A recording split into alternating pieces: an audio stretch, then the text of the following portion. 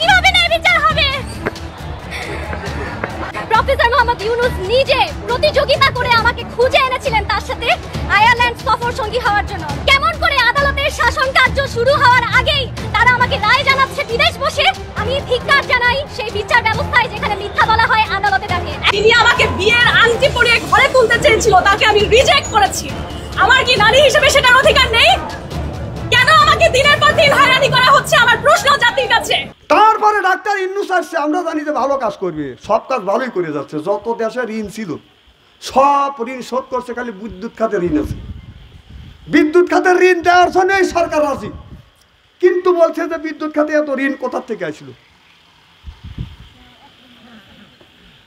সব জিনিস ভালো করতেছে, হঠাৎ করে টাকা দেখলে আহা রে, সি সি সি সি, এই কাম করলো কে? এই কামটা করলো কে? ডাক্তার ইউনূস করলো না বিগত সরকার করে থুয়ে গেল? 99% যেই দেশে মুসলমান, আল্লাহ কি গজবের মধ্যে আমরা বললাম, ভালো বলবো কাক? মানে ব্যাপারটা হয়েছে কি, মানে একজনের আম আছে, আম গাছ, আম চুরি করার জন্য গেছে বাপ বেটা হলো ব্যাগ দিয়ে যায়, বাবা এক গাছে উঠছে, ছেলে এক গাছে উঠছে। তো গাছারা বাড়ির মধ্যে থেকে এসে দেখে ওই ছেলে যেই গাছে উঠছে ওই গাছের কাছে যাওয়া দেখে গাছ নড়াচড়া করছে। কে রে বাবু রে, গাছের উপরে কি রে? এ রে আল্লাহ রে, এক ব্যাগ আম নাপছে, দৌড় করে, চল চল তোকে নিয়ে যাবো। কোথায় নিয়ে দেবে? তোর বাবার কাছে বিচার দেবো, সালিশ দেবো। টাকা দেখো, আমার বাবার কাছে বিচার সালিশ দিবে, আমার বাবা আর এক গাছে। চিন্তা করতে দেবে, বাবাও সব ছেলেও সব, কোথাও কয় না বিচার দেবো কার কাছে?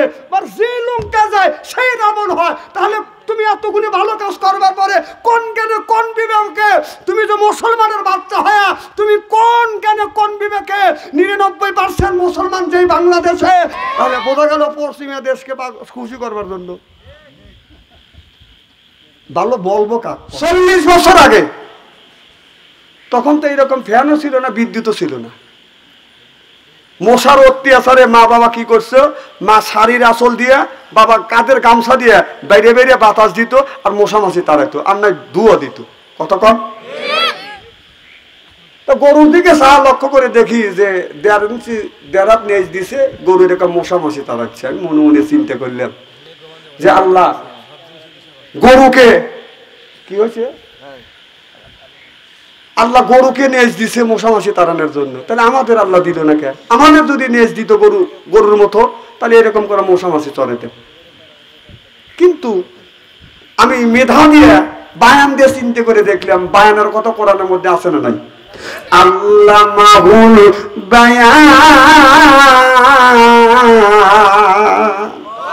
বায়ান শব্দের অর্থ পাইছি আমি 7টা। আমার চাইতে যারা রিসার্চ গবেষণা করে তারা এর চাইতে বেশি পারবে। বান শব্দের অর্থ হলো বাদান জ্ঞান, বান শব্দের অর্থ হলো বিবেচনা, বান শব্দের অর্থ হলো বাদান চেতনা, বান শব্দের অর্থ হলো বাদান প্রজ্ঞা, বান শব্দের অর্থ হলো বাদান মেধা, বান শব্দের অর্থ হলো বাদান কথা, বান শব্দের অর্থ হলো বাদান ভাষা। আল্লামাহুল বায়ান। আমি বায়ান দিয়ে চিন্তা ভাবনা করে দেখলাম, আল্লাহ যদি এই গরুকে যদি মশা মাছি তাড়ানোর জন্য যদি নেজ দিত, তাহলে বকরির তো আপনার বকরিকে নেজ দিছে বাদান 4 ইঞ্চি, গরুদানি 1.5 ইঞ্চি, 1.5 হাত নেজ দিয়ে মশা মাছি এরকম করে তাড়াচ্ছে। কিন্তু বকরির 4 ইঞ্চি নেজ দিয়ে এরকম মশা তাড়ান দেবে? তারপরে চিন্তা করলাম, কুকুরকেও আল্লাহ তো 1.5 হাত নেজ দিছে, তারপরে উল্টাইয়া আপনার পিঠের সাথে বাস করিয়ে রাস্তা দিয়ে যায় আর কয় তোরা দেখ কে কোন জাতে যাইরেছে না, কে কোন জাতের যাইরেছে না, পরিচয় কথা বতরা খাটাসের গায়ে আতরে দিলে জাত গন্ধ কি কখন যায়, কুত্তর নিচতে যতই বেকার তেল দিলে হবে না সোজা, সগুন কি আর হবে তাজা, মরা গরু যতই খায় সিল্লে বলুন ঠিক কিনে। আমার বন্ধুগণেরা আমি চিন্তা করে দেখলাম আল্লাহ যদি মুসা মাসে তরানের জন্য যদি আপনার নেজ দিত, এই নেজটা গরুকে মিডল পয়েন্টে দিল না কেন? যদি মিডল পয়েন্টে দিত তাহলে মাঝখানে নেজ যদি থাকতো এইরকম করে চতুর্দিক থেকে নেজ আপনার মশা মাসে তারাইতো। আল্লাহ কেন এক সাইডে দেয়? এর মানে হলো নিজের নেজ দিয়ে নিজের ইজ্জতটা গরুটা বাজান ঢাইকে রাখে। বকির যদি 4 ইঞ্চি নেজও থাকে, 4 ইঞ্চি নেজ দিয়ে বকি বাজান এরকম করে বাজান আপনার নিজ ইজ্জতটা বাজান ঢাইকে রাখে। এরপরে যখন পোশাক করতে বসে বকি কি একটু জামিয়ে দেয়? কথা কয় না। আমাদের দেশে আমি লক্ষ্য করে দেখলাম ভাই যখন শাক বানাতে যায় ভাইয়ের শায়ের আতা হলো বাদান ফুল, আর বাবি যখন ব্লাউজ বানাতে যায় হাতা হলো বাদান হাফ। আমি চিন্তা করে দেখলাম ওরাই দুইজন শয়তানের বাপ। ভাই যখন জামা বানায় হাতা হলো ফুল, বাবি যখন ব্লাউজ বানায় সেটা থাকে বাদান হাফ। এরপরে বাদান ভাই যখন আপনার শাক বানায় চুল থাকে কোমরের নিচ পর্যন্ত, আর বাবি যখন ব্লাউজ বানায় আপনার চুল থাকে বাদান আপনার নাভির উপর পর্যন্ত। কথা বুঝতেছেন না? নাভির উপরে পেট পিঠ সবকিছু বের হয়ে যায়। আমি চিন্তা করলাম বাবির পেটে কি আছে এইগুলি রাখে হলো আগলা, যুবকের হয়ে যায় পাগলা। ভাই পেটের মধ্যে কি আছে এইটা চুল বড় করে বাদান ঢাইকে রাখে। আমি গবেষণা করে রিসার্চ করে দেখলাম বাড়ি পেটের মধ্যে আছে নারী আর বুড়ি, এরপরে আছে পায়খানা পেশাব, এইটা রাখে বাদান ঢাইকে। আর বাবির পেটের মধ্যে থাকবে বাদান হাফেজ কারি মাওলানা মুফতি আল্লাহর ওলি হবে, এইটা রাখে বাদান আগলা, যুবকের হয়ে যায় পাগলা। পিছনে হলো বাদান খালি। আমি হিসাব করে দেখলাম ওই হলো শয়তানের শালি। এরপরে সামনে এই পর্যন্ত কাটা। যুবকদের বলে আস্তে আস্তে তাকাও, চশমা চুলাই চুলে কথা বলে বুলে চোখে চোখ ওই মেজে কুত্তা ছাও। এই বাপ স্ত্রী করার সময় তো কুকু করেছে।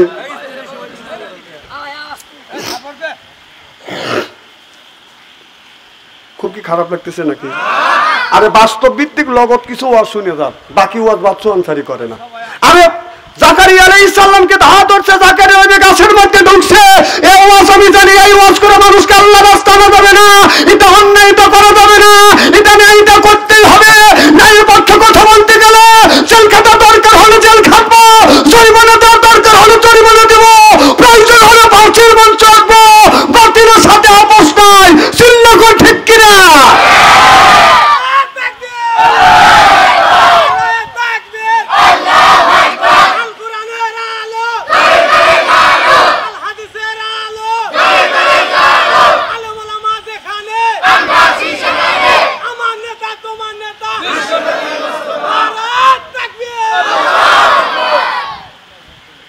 আবু জেহেল বদরের যুদ্ধে যায়া মারা গেলেন। যখন মাইরে ফেললেন, রাস্তা দিয়ে নবীর সাহাবীরা যাচ্ছে, দেখে কিছু লোক বসে আছে। তোমরা বসে কান্দো কাকা, আমার নেতা আসলে সেই নেতাকে মারিয়ে ফেলাইছে। কথা কয় না? তা আবু জাহেল মরে গেছে, মৃত্যুর পরেও তার অনুসারীরা আবু জাহেলের শোকে কান্দেছে। আমাদের দেশের সাবেক প্রধানমন্ত্রী দেশটা জ্বালা থুয়ে চলে গেছে, তাদের ভক্তরা এখনো চাষটারে বসে মা আসবে, তোর মা মর্গের লেগে আসবে। ওখানে জ্ঞানটা কি, বিবেক কি, বায়ান কি, চিন্তা চেতনা কি? এতগুলো মানুষ মারলো, তারপরও দোষ স্বীকার করে না। বেহেশতে দিবি আল্লাহ, যাই হোক তোমার বেহেশতে দেওয়ার লেগে আল্লাহ জান্নাতে দরজা খুলে রেখেছে 8টা। জান্নাত কয়টা? জনগণ জাহান্নাম কয়টা? আসলে কি 8টা জান্নাত আর 7টা জাহান্নাম? জান্নাত কয়টা? এখন বলেন একটা, আর এখন বলে 7টা। একটা জান্নাত, দরজা কয়টা? 8টা। সুবহানাল্লাহ কর। এখন যদি বলেন কিভাবে হুজুর আপনাদের মাদ্রাসা কয়টা? এখানে এই যে বড় মাদ্রাসা কয়টা? দরজা কয়টা? তাহলে এইটাও ওই জান্নাতও একটা, দরজা হলো 8টা। সুবহানাল্লাহ, একটু জোরে কর। জাহান্নামও একটা, দরজা হলো 7টা। এজন্য মনে রাখবেন, আমরা মাঝে মধ্যে ভুল করে বেরিয়ে 8টা জান্নাত আল্লাহ দিয়ে দিও। আল্লাহ 8টা জান্নাত থাকলে চিন দিবে, আল্লাহ তো 8টা জান্নাত বানাই নেই, আল্লাহ জান্নাত বানাইছে একটা। আবু জাহেলের মতো হয় না। ও এখন গায়ে শক্তি আছে আর আমাদের কথা উড়ুয়া দিচ্ছে, হাতটা জোর তোমার মা কাবির। যখন হাতের শক্তি কমে যাবে, গায়ের শক্তি কমে যাবে, গোষ্ঠীর শক্তি কমে যাবে, ক্ষমতার শক্তি কমে যাবে, যেদিন আল্লাহর হাতে ধরা পড়বে তখন কি জবাব দিবে মানুষ? কথা বলেন আমাদের ভাইয়েরা, আমার মুসলমান ভাইরে, আল্লাহ হাবিবের উম্মতের ভালো করে লক্ষ্য করে শুনো। আমাদের দেশে এখন এমন এমন আলেম আছে, নামাজও পড়ে, রোজাও রাখে, এরপরে মানুষকে সুন্দর করে বুঝায়, কিন্তু অথচ আল্লাহর নবী যেই রাজনীতি করছে, আল্লাহ যেই রাজনীতির কথা কোরআনের মধ্যে বলেছে, রাজনীতি মানে এই রাজনীতি নিয়ে সেই কথাগুলি বাজান বলে না। এই রকম মানুষ বাজান আছে না নাই? তুমি একজন আলেম মানুষ, তুমি সবকিছু জানো, তুমি পড়াশোনা করছো, জানো, বোঝো, তাহলে হক কথাটা তুমি বললে না, তাহলে তুমি কি ধরনের মওলানা? এই ধরনের মানুষের কথা, এই ধরনের মানুষ আসবে বিদায় আল্লাহ সেই কথা কোরআনের মধ্যে বলেছেন, মুযাবযাবিনা বাইনা যালিকা লা ইলাহা ওয়ালা ওয়ালা ইলাহা ওয়ালা। অর্থাৎ দুই দলের লোক, কথা বুঝতেছেন না? গোলালু মার্কা মানুষ আছে, যেমন গোলালু আছে, এই গোলালু যদি আপনি এরপরে মাছের মধ্যে যদি দেন, এটাও বাজান খাওয়া যায়।